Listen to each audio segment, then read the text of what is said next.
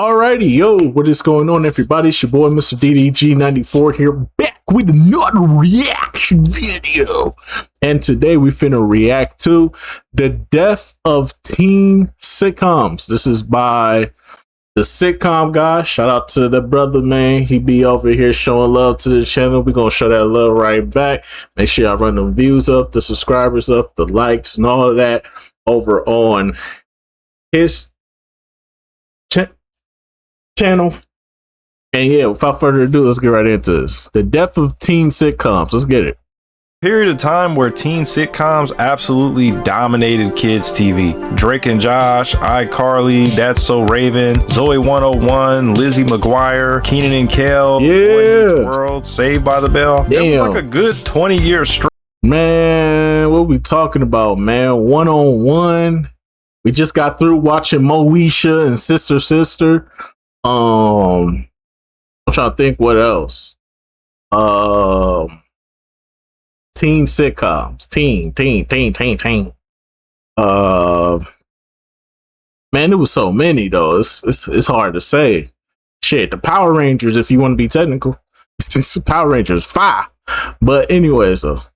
Where these shows were the thing, not just popular, but the biggest shows on kids networks. They created stars and launched music careers, movie careers. They had entire brands built around these shows. And you know, looking back on it, it's hard to really fathom how dominant these shows really were, because every kid in America was watching them. And I mean everybody knew about That's So Raven. Everybody knew about Zach and Cody and Hannah Montana. We all knew these characters and we knew all the references to the shows, and it didn't matter where you were from, didn't matter what school you went to, and it didn't matter what kind of kid you were. If you grew up during this era, chances are these shows were part of your childhood. And it's kind of crazy because teen sitcoms themselves weren't always a thing, and in the modern day they're basically a dead genre. Netflix and other networks are still making new sitcoms, and networks are still rebooting old shows as well, but the teen sitcom genre has almost quietly disappeared. That entire ecosystem just feels gone, and honestly it's got me thinking, what actually happened to teen sitcoms?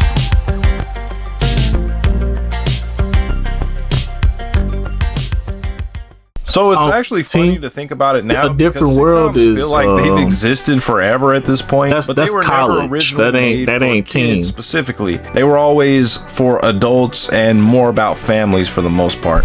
You had shows like Leave It to Beaver, Father Knows Best, I Love Lucy, The Honeymooners. You know, adult shows, family shows, workplace shows, that type of stuff. They had teenagers in those shows, but they were more so side characters, and they weren't necessarily the entire focus. You know, one of the earliest examples people point to is Dobie Gillis back in 1959. The school and the dating and trying to fit in, all that kind of cliche stuff, and it almost feels like a prototype for what this genre would go on to be later on. You know, it's almost like they kind of stumbled onto this idea decades before it would become this huge phenomenon, right? And you know, later you get shows like Happy Days and The Monkees and What's Happening, you know, youth I forgot about What's Happening. But if you're looking for the modern blueprint, forgot about What's Happening sitcoms, the thing that Nickelodeon and Disney would eventually perfect, that probably would start with Saved by the Bell. Saved by the Bell is kind of patient zero for the type of formula that you would see later on. This was a pretty major pivot in TV history because networks were starting to realize that kids wanted to watch other kids their age. Shocking revelation there, I know, but before this, most sitcoms were just more adult oriented. Teen sitcoms translated that exact formula onto younger audiences. Instead of marriages, you had stuff like First Crushes, and instead of the normal office drama or workplace rivalries, you would have school drama and sibling rivalry, popularity, cliques, relationships with teachers, getting your first job, getting your first car, you know, everything that teenagers eventually deal with. And that was a genius formula because maybe for the first time in TV history, kids could actually see their own lives reflected back at them. And once networks realized that this was a gold mine, the floodgates just opened, and you had shows like Clarissa Explains It All, Sister Sister, Boy Meets World, Kenan and Kel, Sabrina the Teenage Witch, all these 90s shows that kind of spawned after Saved by the Bell. Suddenly there was just this entire lane being carved out specifically for this genre. And by the late 90s and early 2000s, Disney and Nickelodeon were basically pushing these shows out like a sweatshop. Drake and Josh and Zoe 101 and Ned's Declassified, iCarly, Lizzie McGuire and That's So Raven and Sweet Life of Zack and Cody, Hannah Montana, Wizards of Waverly Place, and all of these shows just dominated that 2000s decade. And it really made, childhood itself start feeling like a brand in some sense. You had more Disney kids and other kids that were more Nickelodeon kids, and people always argued. I remember when I was a kid that people always argued over which network was better. They were arguing like these were sports teams, and these shows got massive. iCarly episodes were pulling like 10 million viewers per episode at some point. Hannah Montana became a worldwide phenomenon. Not only was the show huge, but Miley Cyrus. I ain't rock with the Hannah Montana though. That was my sister. My sister more of a Disney kid. Like y'all know me, I'm a Cartoon Network kid. So that's me. But like if we talking like live action teen shows, I'm going with Nickelodeon every time. Like I said, other than That's So Raven and Lizzie McGuire, I'm not really checking for Disney TV shows like that. Like I said, Nickelodeon had me locked in. Like you had all that, Kenan and Kel. Then along came shows like iCarly, fucking Ned's Declassified, Zoe 101. Yeah, I was locked in with Nickelodeon more than Disney. That's just me though. Became one of the biggest celebrities on earth. She had tours and albums and merchandise and movies and crossovers with Zack and Cody, special events. And I think what you would see around all these shows are these ecosystems, and while millennials and Gen Z didn't exactly witness the invention of the teen sitcom, we definitely experienced their absolute peak, not the beginning, but the golden age. They're the period where teen sitcoms completely dominated youth culture, and it was kind of insane because it was one of the last true examples of a youth monoculture. Everybody saw the same episodes and heard the same jokes and sang the same theme songs, and that's a type of thing that you just don't see today. And I think this is the part people don't really talk about enough, because these shows mattered, not because they were masterpieces by any means, not because every episode was just unbelievable, but because they gave kids emotional guidance without feeling too preachy, without feeling educational. For example, a show like Drake and Josh isn't just about stepbrothers. Obviously, it's a relatable situation, but a lot of the bigger themes there are learning how to live with somebody that's completely different than you. Again, that's one of those things that almost everybody can relate to, and especially if you have siblings. These shows made growing up seem fun, and it kept things optimistic. Even in harder situations, they still found a way to spin it to have a positive attitude towards everything. And I don't think people talk enough about what these shows actually did for, again, that generation. And another thing about this too is that for a lot of kids, these were probably the first sitcoms they ever watched before they were exposed to stuff like Friends or Cheers or Seinfeld or Frasier, King of Queens, Martin, all this kind of stuff. These shows were basically like the training wheels for those, and they introduced us to ensemble casts and running jokes and recurring characters and callbacks, season arcs, character archetypes.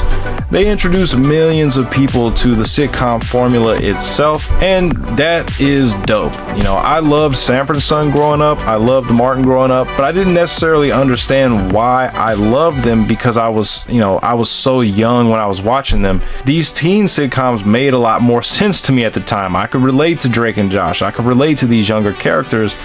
Then eventually, as I got older, I found my way into those mature sitcoms, and I think that's probably true for a lot of people as well. These were kind of like a gateway and prepared you for those more mature themes that would come later. And Sadly for me, it's the opposite. I started off with the mature sitcoms and then eased my way into the kid sitcoms. Apparently, I had to learn my place because I was stepping out of line. I was like, man, listen, man, I grew up off UPN and WB. So, like, shows like Fresh Prince, Jamie Foxx show, Wayne's Bros, I kind of grew up on them. Then I slowly eased my way into, the other shows, but for the most part, I was into the mature shit first. Yeah. I think, just in my opinion, that's kind of profound if you really think about it. So if these shows were so great and all this, then what happened? Well, I think all in all, the environment that created these shows just kind of faded away. Cable television is pretty much non-existent these days. Streaming is pretty much the way to watch TV now. You got YouTube being the biggest media platform on earth. You had TikTok coming out of left field and giving everybody brain rot. Social media has kind of become everything in this day and age. And kids just aren't on the same stuff anymore. Everybody's just consuming all kinds of different media. Some kids watch Twitch streaming, some kids watch TikTok, some people watch YouTube, some barely watch anything at all. Everything is so niche and personalized now that everybody has their own algorithm, their own feed, their own rabbit hole. And I think once that happened, these teen sitcoms lost their biggest advantage, which was shared experience, because that's really what these shows were thriving on, was that monoculture. And now that environment just does not exist. Again, adult sitcoms continue surviving because adults still crave comfort TV. Obviously, people still endlessly rewatch stuff like Friends or The Office or Martin, whatever, but younger audiences seem to consume entertainment completely differently. They gravitate towards drama and reality TV and influencers. And the even younger kids, like the kids that are under 10 years old, they're growing up in a completely different media landscape with, pretty much brain rot around every corner. And honestly, it's just sad and depressing in a lot of ways, because these shows might have been one of the last truly shared childhood experiences. And I think that's something worth appreciating, because for a brief period in TV history, millions and millions of kids kind of grew up together on the same characters and the same channels. And maybe that's why these shows still feel so special to us that experienced it, because it kind of represents the entire era. And if you happen to grow up during this time, you should consider yourself lucky, because we got to experience something that television might never be able to recreate again. Most definitely, man. Most definitely, man. He ain't tell no lies. That boy cooked on this one. Shout out to the sitcom guy, man. You cooked on this one, bro. I can't even deny everything you just said, bro. It's a sad truth, but hey, it is what it is.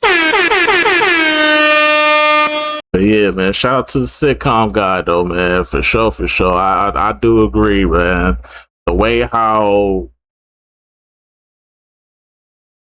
how entertainment has changed. You're not sitting in front of a TV waiting for a show to come on every week. Nowadays, you can catch it on streaming and get it right then and there, or you can just hear about it from a friend and see if you like it or not. Watch like little clips and stuff like that on TikTok or whatever, and if you like it, you sit there and watch it. If not, you move on. It is what it is. I hate that the kids today don't share the same experiences outside of like TikTok and brain rot meme culture. But hey, we live in a different time now.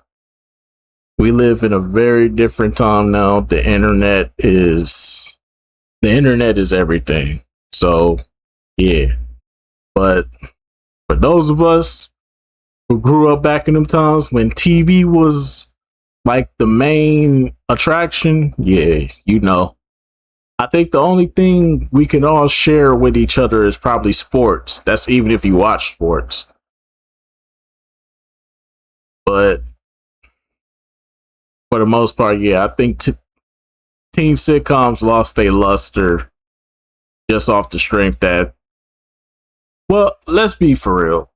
a lot of teen sitcoms, I want to say after, I want to say like 2012, 2013, a lot of the teen sitcoms went to shit. Um, Either they're recycling stories from other shows and doing the same old tropes, or, or they're just terrible and they're not funny. And they try to be funny or they try to go too over the top, and it's like you doing too much. Ain't nobody really trying to watch this.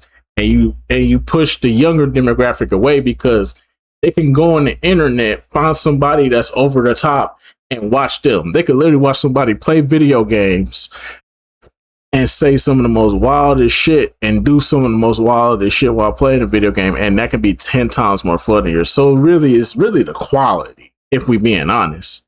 And not to mention the fact the person that's uploading these videos could give them a quantity of entertainment that will fulfill them for what they're looking for. You know what I'm saying? So yes, it's kind of hard to compete with somebody who can just pump out, who's good at making content and can just pump it out just like that. You know what I'm saying? So yeah, but hey, we, like I said, man, we live in a different time, a very different time.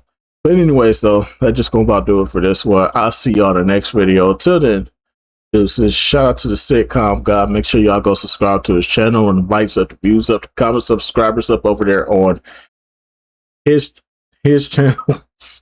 And I'm gonna see y'all in the next one. Till then, deuces.